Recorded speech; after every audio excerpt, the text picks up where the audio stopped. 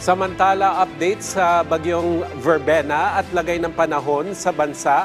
Ating pag-uusapan kasama si Ginoong Munir Baldomero, weather specialist ng DOST Pag-asa. Sir, magandang tanghali po. Yes po sir, magandang tanghali po at magandang tanghali din po sa lahat ng ating taga-subaybay. So para po sa lagay ng ating panahon ngayong araw, update lang po dito sa binabantayan po nating bagyong Subtropical Depression Verbena. So itong si Verbena is kasalukuyan nandito pa rin po sa Philippine Sea habang napapanatili niya po yung kanyang lakas habang approaching dito sa may Caraga region. Sa as of 10 a.m. kanina, yung kanyang sentro is namataan sa layong 205 kilometers east-southeast ng Surigao City, Surigao del Norte na may maximum sustained winds na 45 kilometers per hour at gustiness na umabot ng 55 kilometers per hour. Kasalukuyan po itong kumikilos pa Kanluran sa bilis na 15 kilometers per hour. Sa ngayon po, meron pa rin po tayong nakataas na signal number 1 dito sa Occidental Mindoro, Oriental Mindoro, Romblon, northern portion ng Palawan, including Calamian, Cuyo at Cagayan Silio Island at kasama po ang mainland Masbate. Dito sa Visayas, nakataas po ang signal number 1 sa Antique, Aklan, Capiz, Iloilo, Guimaras, Negros Occidental, Negros Oriental, Siquijor, Cebu, Bohol, Samar Province, Eastern Samar, Biliran, Leyte Province, and Southern Leyte. Sa Mindanao, nakataas po ang signal number 1 sa Dinagat Island, Surigao del Norte, northern portion ng Surigao del Sur, dito sa may Agusan del Norte, northern portion ng Agusan del Sur, Camiguin at eastern portion ng Misamis Oriental.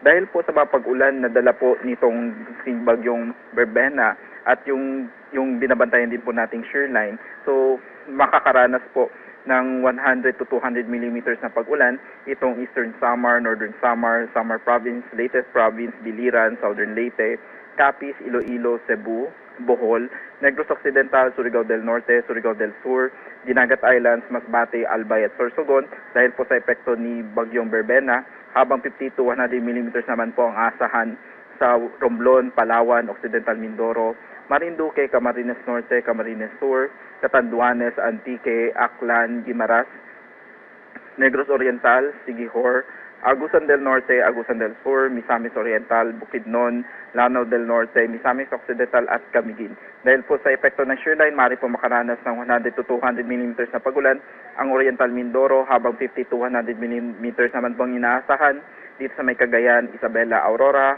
Marinduque at Quezon Province. Sa ngayon po, nakatas pa rin po yung gale warning dito sa may northern portion ng Northern Luzon, kahit pinag-ingat pa rin po natin ang ating mga kabayan na i-cancel po lahat po ng marine activities at iwasan po na pumunta sa mga karagatan po natin dahil maaari po silang makaranas ng matataas na alon na maaari pong maging sanhi ng kanilang maaari pong maging delikado po sa kanilang buhay.